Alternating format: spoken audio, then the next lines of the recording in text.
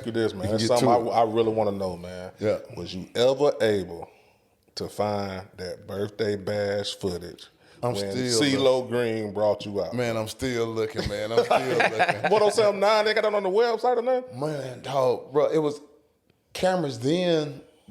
That was a big thing to be out there recording that joint then, man. Now, technology just done caught up with it, so, man, now everybody got a camera. Everybody got a phone, can capture these events. But if anybody would have saw that. Can you explain to the people who's watching who may not be familiar what I'm talking about that day with Master P? Yeah, man. So I was the headliner for Birthday Bash that day. Oh, got to throw my boy Lil Baby in there. He be rocking. Oh, that's my baby. That's my yeah. gangster. That's my gangster. Sir. I love him. He remind me of so much of me. You feel me, man? Back here doing this solo thing. Yeah. Keep rocking, baby. You was Lil Baby back then. Exactly. So this was my birthday bash. Yeah. You was the headliner. I'm the headliner. Yeah. Master P get winner, I'm headlining, and hit the radio station up. Yo, Master P, I'll host the birthday bash for y'all, free of charge. Take him off, replace him with me. I had already faxed my contract back and everything, man. I was on a commercial already. Yeah. Man, come back a day or two, I'm off the show and P on the show. Just because they think the radio he still got this shit on lock like that. What, we got Master P for nothing?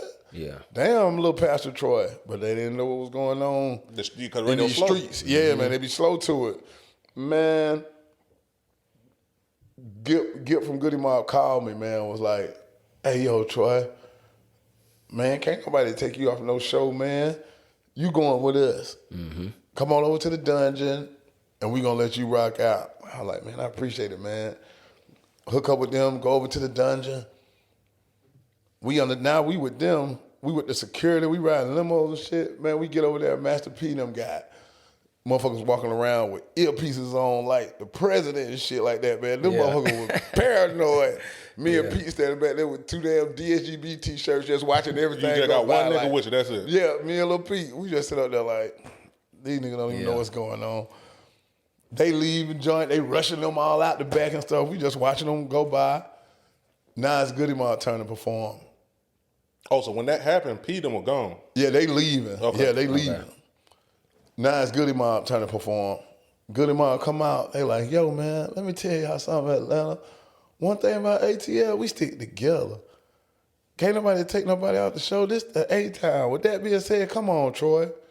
Oh, my God. Man, when I came out in that joint, that was viral before viral, man. I'm talking about 30,000 people. I'm talking about people jumping the fences. It's just going crazy out there, man. They thought you were Jay-Z when you walked out there.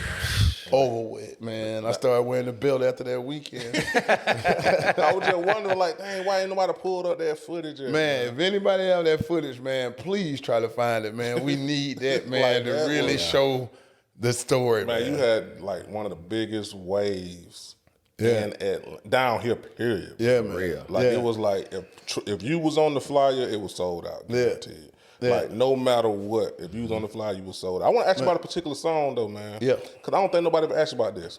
Where's Rhonda? My girl, she down in Augusta, Georgia, Like man. this, why she didn't rap no more? Like, why? You know what? I just, man, when she rocked that joint, she's still doing her thing, rocking and stuff, but that was just one that I had penned for. You know what I mean, man? And she Bro, was just so rapped hard, that bro, shit. with you in the background like that. with Yeah, that, man, like, bro, she that went shit, crazy. Like, She went crazy. That's a monster. Yeah.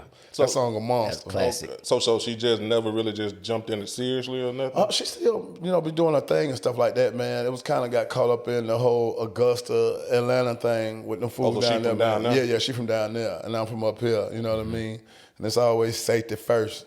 You feel me, man? So stuff that I wish I could have did better, wish it would have been different, but I got to get home by all means. You know how that shit go, man. Rest in peace with my boy Young Dolph and all the other little soldiers that died in their hometowns or wherever they got their careers and stuff started from. It be that bullshit, man. Sometimes you got to goddamn make the best decision, the smartest decision. You feel me? So when you made Help Me Rhonda, it was more so you just wanted a woman on the track. Yeah. That was my boy cousin who I was doing business with, man. That was his little cousin. When I met her, Shawty had a 45. I ain't even had no damn gun. I was like, this motherfucker hard. She ready to go. Yeah, man. So when I cranked that shit up, man, it wasn't nothing for her to come in there and spit it. I was so excited, man. I'm listening to her I'm in one booth, she in the other booth, and I got the headphones on, she got the headphones on. So we actually doing that at the same time. That's why you can hear me getting revved up with her, man. Yeah. She saying it right. I'm just a real bitch. Yeah. I'm a real bitch. Well, I was like, damn. She like that song, bro. That was like you didn't expect a surprise track on. Oh yeah, man. We shooting that movie, man. I'm shooting that little hood movie. Okay. For that joint helped me run it. The whole movie is already written. You feel me, man? The whole story there. We just gonna shoot it, let y'all see it. Gotcha. Is you because I know you got the belt. Yeah. You made the song Champion, which was basically Bill Goldberg theme song. That shit was stupid, boy. That shit was hard. Niggas into wrestling like Was you into wrestling, or was you a wrestling fan back then? Yeah. You know what? I'm a marketing fan. You feel me, man? The marketing behind wrestling, man, all the stuff that they do, that shit is big business, man. They sold out shit 2 and 3 times a week all across the country. Man. This shit was crazy. So that was just, I'm so glad that I crunked that shit up when I did, because now can't nobody take the belt from me, man. They know I branded that shit. I felt like that song should have been bigger, maybe because it was independent at the time. Oh, yeah. It wasn't on no major. That chanting, I like that thing was crazy. Like then you had that. You made that beat? Yeah, I made that beat. Bro, you killed that shit. Bro. Yeah, I'm like, because I didn't hear the drums on. I'm like, damn, he killed it. Like, bro, I thought that song would have been bigger, man. Yeah, that's hard.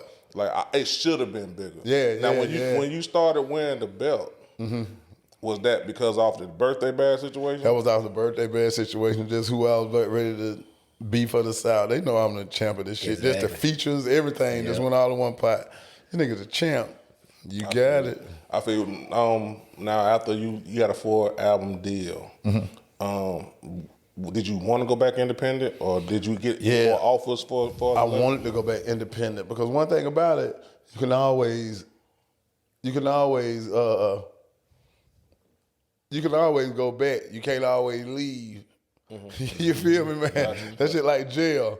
You can if them who that stayed in jail when them motherfuckers tell you can go home? Ain't nobody. You gotta be a damn fool. You got that you can always go back. Yeah, you feel me? Them motherfuckers tell you can go. Open arms, goddamn. Out. You feel me, man? So that's how I kicked it. I can still go back and do. I still got situations with majors, but with the game changing, I wouldn't be going back as an artist. I'd be going back as a label. And that's the difference. You feel me? I wouldn't be going back as. I think you need to give us one more, man. One more. Yeah. Oh, man, I'm in the lab messing around right now with some hard shit. Like, I love it now because I look up and listen to the shit now. It sounds more like old Pastor Troy than it sound like anybody. You feel me, man? It sounds more like my sound than anything, man. All them drums and guns and bass and shit. Yep. How long we been doing that? And then with social media, it's easier to market it, man. Yeah, I'm watching it, man. I'm watching it. With the films, man, we doing real good. So I want to definitely give y'all one for me to ride out into the sunset and get 100% focused on what I want to do over here on the film side. Man, we got a nice little film studio I'm cranking up down here in Atlanta, man. So just keep your eyes on your boy, Mad Society Films. And I want to ask you a couple questions about some songs in particular, man, that a lot of people gravitate towards or want to know more about. Yeah. Vica Versa. Yeah. What was that about? I mean, I know it's like, I know what the meaning of the song is. You know, some things seem this way, but it don't seem that way. But what is your definition of how you mean when certain things is vice versa? Yeah, man. It was just like I started off at the beginning, man. Just or things were good or bad. Yeah, what was good was really bad, and what was the bad was really good.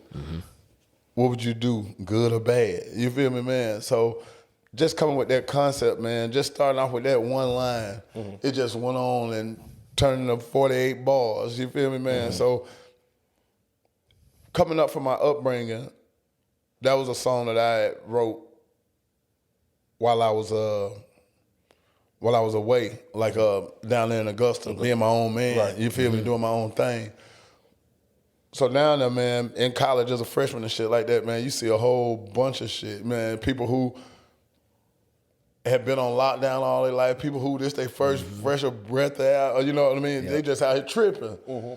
Me being from Atlanta, we had been clubbing and doing all this shit, drinking, smoking, the whole nine. So me getting down there and seeing them motherfuckers doing it for the first time when I'm ready to retire. Right. You feel me, man? I'm getting to college and I'm through with the shit. It ain't nothing new for you. Yeah, man, I'm ready to get a degree and get the fuck up out of here. Just to see them really just starting that shit. I just saw the whole thing vice versa from... Yeah, I interpreted vice versa totally different, to be honest with you. Like, when you came out with vice versa, I was just thinking like, well, you know, I know your upbringing with your dad and stuff like that. So I said, well, you know, maybe it's just something he battling. He just trying to figure out, you know, it's like, that would keep you balanced. Like, you in the streets, but you got this other side that's keeping you balanced out. So it's just like, you know. All of it, man. And I love it, man. And that's when you know you got a good song, when it's that thought-provoking. You feel me, man? Because, man, I said it as a poem. I always laugh, man, because they booed the hell out of me, man, when I said it as a poem. They booed me down there in college. Damn, for real? Yeah. Man, we leave out that night. Man, I'm talking about, I'm in my dorm room. I'm just like, man, these motherfuckers done booed me, man. I don't even want to go out this goddamn room, man. Yeah. I go out the room, man. Everybody is talking about vice versa. It's a conversation over here. Yeah. It's a conversation over here. The whole yard.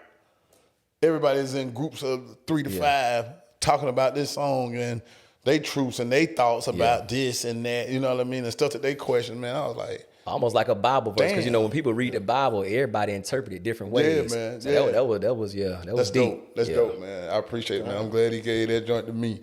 You feel me, man? It's so crazy, man. When I wrote Vice Versa, bro, man, when them lyrics started coming to me, man, my pen didn't stop. That shit was like a one sit down one night, man, probably 10 to midnight. Non-stop. Steady going. Damn. I ain't have to worry on no words to rhyme, nothing. That shit was just... When I heard the beat, man, I ain't hit a beat for like 2 years later. And it was one of my homeboys that graduated from Creekside, my boy Carl Moe. Okay. Man, he gave me a tape, and it had that beat on there. He had gave the beat, the tape to Big Boy, and Big Boy passed on it. From Outkast. From Outkast, he passed on it, That and was I got hard vice beat, versa. man. I can't believe he passed up on that. Yeah, man. Yeah. You know, it was for me though. You feel me? It was for me and Big laugh about that, man.